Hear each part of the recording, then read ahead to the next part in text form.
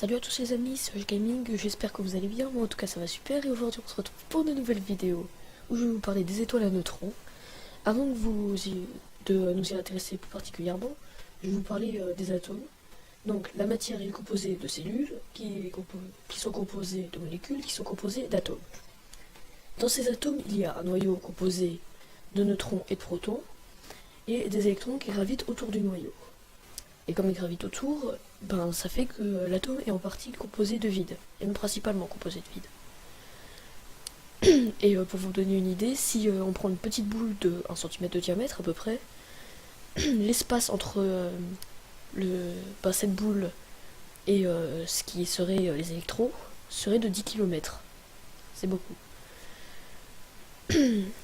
Et ces électrons, il faut aussi barrière entre les atomes. Donc les noyaux de deux atomes ne peuvent jamais se rencontrer. Donc les étoiles à neutrons, c'est quand une étoile qui fait 1,5 fois la masse du Soleil explose, ça forme une boule de 10 à 20 km de diamètre, qui est composée en premier de neutrons, donc pas d'électrons, pas de barrière, et ensuite d'une croûte composée principalement de fer.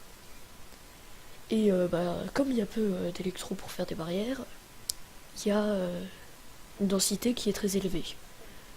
Et elle fait la masse du Soleil, sauf qu'elle est de 10 à 20 km de diamètre.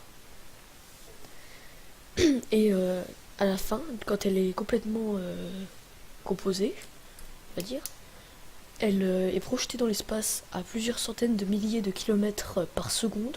Elle est indétectable, et si elle frappait la Terre, la Terre exploserait, ça serait la fin du monde.